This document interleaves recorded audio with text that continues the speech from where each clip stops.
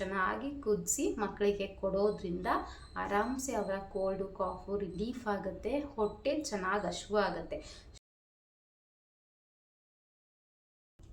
Hi hello friends, ಎಲ್ಲರೂ ಹೇಗಿದ್ದೀರಾ? ನಾನು ಕೂಡ ಚೆನ್ನಾಗಿದ್ದೀನಿ, ನೀವು ಕೂಡ ಚೆನ್ನಾಗಿದ್ದೀರಾ ಅಂತ ಭಾವಿಸ್ತಾ welcome back to my YouTube channel. ನಾನು ನನ್ನ ಲೈಫ್. ಇವತ್ತು ಫ್ರೆಂಡ್ಸ್ ಏನಪ್ಪ ಅಂತ ಹೇಳಿದ್ರೆ ತುಂಬ ಒಂದು ಒಳ್ಳೆ ಇಂಪಾರ್ಟೆಂಟ್ ವಿಡಿಯೋ ಇದು.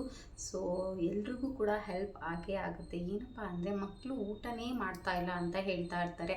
ಹಾಗೆಯೇ ಕೆಮ್ಮು ಕಫ ಅವಾಗವಾಗ ಆಗ್ತಾನೇ ಇರುತ್ತೆ. ಇದೆರಡಕ್ಕೂ ಕೂಡ ಒಂದೇ ಸೊಲ್ಯೂಷನ್ನು, ಆರಾಮ್ಸೆ ಮಕ್ಕಳಿಗೆ ಕೊಡ್ಬೋದು. ಸೊ ಮಕ್ಕಳು ಕೂಡ ಏನೂ ಕಿರಿಕಿರಿ ಮಾಡೋದಿಲ್ಲ, ಆರಾಮ್ಸೆ ತಿಂತಾರೆ. ಸೊ ನಾವು ಹಾಲನ್ನು ಕಾಯಿಸ್ಬೇಕಾದ್ರೆ ಇದು ಒಂದೇ ಒಂದು ವಸ್ತುವನ್ನು ಅದರಲ್ಲಿ ಹಾಕಿದ್ರೆ ಮಕ್ಕಳು ಆಟೋಮೆಟಿಕ್ಕಾಗಿ ಹೊಟ್ಟೆ ತುಂಬ ಊಟ ಮಾಡ್ತಾರೆ. ಹಾಗೆ ಅವರ ಕೆಮ್ಮು ಕಫ ಕೂಡ ನೆಗಡಿ ಕೂಡ ಆದಷ್ಟು ಕಡಿಮೆ ಆಗುತ್ತೆ, ಅವಾಯ್ಡ್ ಆಗುತ್ತೆ. ಹಾಗೆ ಮಕ್ಕಳಲ್ಲಿ ಇಮ್ಯುನಿಟಿ ಪವರ್ ಕೂಡ ತುಂಬ ಚೆನ್ನಾಗಾಗುತ್ತೆ, ಹೊಟ್ಟೆ ಹಶ್ವಾಗುತ್ತೆ, ಆರಾಮ್ಸೆ ಆಟ ಮಾಡ್ದೇನೆ ಊಟ ಕೂಡ ಮಾಡ್ತಾರೆ. ಸೊ ಯಾವುದಪ್ಪ ಅದು, ಏನು, ಯಾವ ರೀತಿ ಮಾಡ್ಕೊಳ್ಳೋದು ಎಲ್ಲವನ್ನು ಕೂಡ ಈ ಒಂದು ವಿಡಿಯೋದಲ್ಲಿ ನಾನು ಡೀಟೇಲಾಗಿ ತಿಳಿಸ್ಕೊಡ್ತಾ ಇದ್ದೀನಿ. ಹಾಗಿದ್ರೆ ಫ್ರೆಂಡ್ಸ್, ಈ ವಿಡಿಯೋವನ್ನು ಕೊನೆವರೆಗೂ ನೋಡೋದನ್ನ ಮರಿಬೇಡಿ. ಹಾಗೆ ನಿಮ್ಮ ಫ್ಯಾಮಿಲಿ ಫ್ರೆಂಡ್ಸ್ಗೆ ಕೂಡ ಶೇರ್ ಮಾಡಿಕೊಂಡು ನಮ್ಮ ಚಾನಲ್ಗೆ ಸಪೋರ್ಟ್ ಮಾಡಿ. ನೀವೇನಾದರೂ ನಮ್ಮ ಚಾನಲ್ಗೆ ಸಬ್ಸ್ಕ್ರೈಬ್ ಆಗದೆ ನೋಡ್ತಾ ಇದ್ದರೆ ಪ್ಲೀಸ್ ಇವಾಗಲೇ ಸಬ್ಸ್ಕ್ರೈಬ್ ಮಾಡ್ಕೊಳ್ಳಿ ಅಂತ ಹೇಳ್ತಾ ಇವತ್ತಿನ ವಿಡಿಯೋವನ್ನು ಸ್ಟಾರ್ಟ್ ಮಾಡೋಣ ಬನ್ನಿ. ಸೊ ನಾನು ಈಗಾಗಲೇ ಹೇಳಿದೆ, ಹೌದು ಮಕ್ಕಳು ತುಂಬ ಹಠ ಮಾಡ್ತಾರೆ ಊಟ ಮಾಡೋದಕ್ಕೆ. ಸೊ ಊಟ ಮಾಡೋದಕ್ಕೂ ಹಠ ಮಾಡ್ತಾರೆ. ಹಾಗೆ ಇವಾಗಿನ ಒಂದು ವೆದರ್ನಲ್ಲಿ ಮಕ್ಕಳಿಗೆ ಅವಾಗವಾಗ ಕೋಲ್ಡು ಕಾಫು ನೆಗಡಿ ಎಲ್ಲ ಆಗ್ತಾನೇ ಇರುತ್ತೆ, ಒಂದಾದ್ಮೇಲೆ ಒಂದು ಬರ್ತಾ ಇರುತ್ತೆ. ಅದರಿಂದ ಜ್ವರ ಕೂಡ ಆಗ್ತಾ ಇರುತ್ತೆ. ಹಾಗೆಯೇ ಸ್ಕೂಲಿಗೆ ಹೋಗುವಂಥ ಮಕ್ಕಳಾದರೆ ಕೇಳಬೇಕಾ, ಅವಾಗವಾಗ ಕೆಮ್ಮು ನೆಗಡಿ ಶೀತ ಇದೆಲ್ಲ ಕಾಣಿಸ್ಕೊಳ್ತಾ ಇರುತ್ತೆ. ಸೊ ಇದಕ್ಕೂ ಮತ್ತು ಹೊಟ್ಟೆ ಮಕ್ಕಳಿಗೆ ಹಶುವಾಗೋದಕ್ಕೂ ಇದೆರಡಕ್ಕೂ ಕೂಡ ಒಂದೇ ಒಂದು ಪರಿಹಾರ ಇದೆ, ಆರಾಮ್ಸೆ ನಾವು ಯೂಸ್ ಮಾಡ್ಬೋದು. ನಮ್ಮ ಹಿಂದಿನ ಕಾಲದಲ್ಲಿ ಅಜ್ಜಿ ತಾತ ಎಲ್ಲ ಕೂಡ ನಮಗೆ ಕೋಲ್ಡು ಕಾಫು ನೆಗಡಿ ಆಗಿಬಿಟ್ರೆ ಇದನ್ನು ಹಾಲ್ಗೆ ಹಾಕಿ ಕೊಟ್ಬಿಡ್ತಾಯಿದ್ರು. ಇದನ್ನು ಕುಡಿ ಎಲ್ಲ ಸರಿ ಹೋಗುತ್ತೆ ಅಂತ ಹೇಳ್ಬಿಟ್ಟು ಕಾಲಕ್ರಮೇಣ ನಾವು ಬರ್ತಾ ಏನು ಮಾಡ್ತಾಯಿದ್ದೀವಿ ಅಂದರೆ ಇಂಗ್ಲೀಷ್ ಮೆಡಿಸನ್ಗೆ ನಾವು ಶಿಫ್ಟ್ ಆಗಿಬಿಟ್ಟು ಎಲ್ಲ ಇದನ್ನು ಬಿಟ್ಕೊತಾ ಹೋಗ್ತಾ ಇರ್ತೀವಿ. ಬಟ್ ಆದರೆ ಇವಾಗಿನ ಒಂದು ಸಿಚುವೇಷನಲ್ಲಿ ನಮ್ಗೆ ಇಂಗ್ಲೀಷ್ ಮೆಡಿಷನ್ ಕೂಡ ಬೇಕು. ಹಾಗೆ ನಮ್ಮ ಅಜ್ಜಿ ಕಾಲದಿಂದ ನಾವು ಏನು ತೊಗೊತಾ ಇದ್ವಿ ಅದು ಕೂಡ ನಮಗೆ ಸಹಾಯ ಮಾಡುತ್ತೆ, ಹೆಲ್ಪ್ ಮಾಡುತ್ತೆ. ಸೊ ಹಾಗಾಗಿ ನಾನು ಇವತ್ತು ಅದನ್ನು ನಿಮಗೆ ತಿಳಿಸ್ಕೊಡ್ತಾ ಇದ್ದೀನಿ.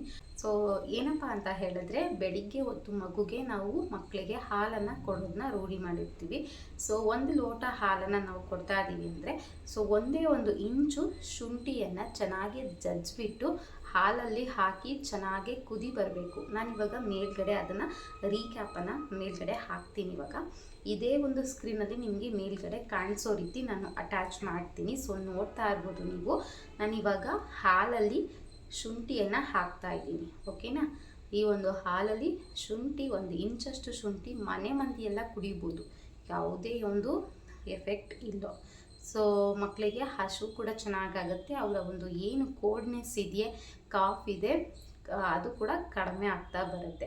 ಬೆಳಗ್ಗೆ ಎದ್ದಾಗ ಸ್ವಲ್ಪ 1 ಇಂಚು ಶುಂಠಿ ಜೊತೆಗೆ ಹಾಲನ್ನು ಚೆನ್ನಾಗಿ ಕುದಿಸ್ಬೇಕು. ಬೆಲ್ಲ, ಶುಂಠಿ, ಹಾಲು ಚೆನ್ನಾಗಿ ಕುದಿಸಿ ಮಕ್ಕಳಿಗೆ ಕೊಡೋದ್ರಿಂದ ಆರಾಮ್ಸೆ ಅವರ ಕೋಲ್ಡು ಕಾಫು ರಿಲೀಫ್ ಆಗುತ್ತೆ, ಹೊಟ್ಟೆ ಚೆನ್ನಾಗಿ ಹಶ್ವಾಗುತ್ತೆ. ಶುಂಠಿ ರಸ ಮಕ್ಕಳ ಹೊಟ್ಟೆಗೆ ಯಾವಾಗ ಸೇರುತ್ತೋ ಅವರಿಗೆ ಆಟೋಮೆಟಿಕ್ಲಿ ಹೊಟ್ಟೆ ಹಶ್ವಾಗೋದು ಜಾಸ್ತಿ ಆಗುತ್ತೆ, ಆರಾಮ್ಸೆ ಡೈಜೆಷನ್ ಚೆನ್ನಾಗಾಗುತ್ತೆ. ಎಲ್ಲಿ ಡೈಜೆಷನ್ ಚೆನ್ನಾಗಾಗುತ್ತೆ ಆಟೋಮೆಟಿಕ್ಲಿ ಊಟ ಜಾಸ್ತಿಯನ್ನು ಸೇರಿಸುತ್ತೆ, ಹೊಟ್ಟೆ ಹಶ್ವಾಗುತ್ತೆ.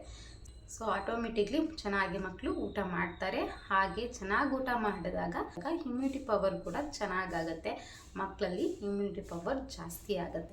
ಸೊ ಹಾಗಾಗಿ ಬೆಳಗ್ಗೆ ಎದ್ದಾಗ ಮಕ್ಕಳಿಗೆ 1 ಲೋಟ ಹಾಲನ್ನು ಕೊಡಬೇಕಾದ್ರೆ ಜಸ್ಟ್ ಒಂದು ಕೆಲಸ ಮಾಡಬೇಕು, 1 ತುಂಡು ಶುಂಠಿಯನ್ನು ಸೇರಿಸೋದು. ಇದನ್ನು ಸೇರಿಸಿದ್ರೆ ಆರಾಮ್ಸೆ ಮಕ್ಕಳು ಊಟ ಕೂಡ ಮಾಡ್ತಾರೆ, ಅವರ ಇನ್ನಿತರ ಪ್ರಾಬ್ಲಮ್ಸ್ ಕೂಡ ಕಡಿಮೆ ಆಗ್ತಾ ಬರುತ್ತೆ.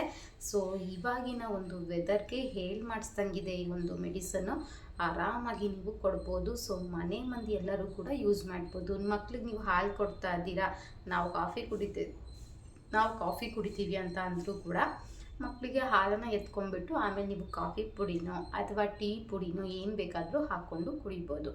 ಸೊ ಮಕ್ಕಳಿಗೂ ಕೂಡ ಕೆಮ್ಮು ಕಾಫ್ ರಿಲೀಫ್ ಆಗುತ್ತೆ, ದೊಡ್ಡವ್ರಿಗೂ ಕೂಡ ಕೆಮ್ಮು ಕಾಫ್ ರಿಲೀಫ್ ಆಗುತ್ತೆ, ಡೈಜೆಷನ್ ಚೆನ್ನಾಗಾಗುತ್ತೆ. ಸೊ ಗ್ಯಾಸ್ಟ್ರಿಕ್ ಏನಾದರೂ ಇದ್ದರೂ ಕೂಡ ಕಡಿಮೆ ಆಗುತ್ತೆ. ಸೊ ನಾನು ಡೈಲಿ ಇದನ್ನೇ ಟ್ರೈ ಮಾಡ್ತಾ ಇದ್ದೀನಿ. ಸೊ ನಾನು ಮೇಲ್ಗಡೆ ಕೂಡ ಅದರ ಒಂದು ಚಿತ್ರಣವನ್ನು ನಿಮಗೆ ನಾನು ಏನು ಹಾಕ್ತಾ ಇದ್ದೀನಿ, ನಾನು ಏನು ಯೂಸ್ ಮಾಡ್ತಾ ನಿಮಗೆ ಈಗಾಗಲೇ ತೋರಿಸಿದ್ದೀನಿ.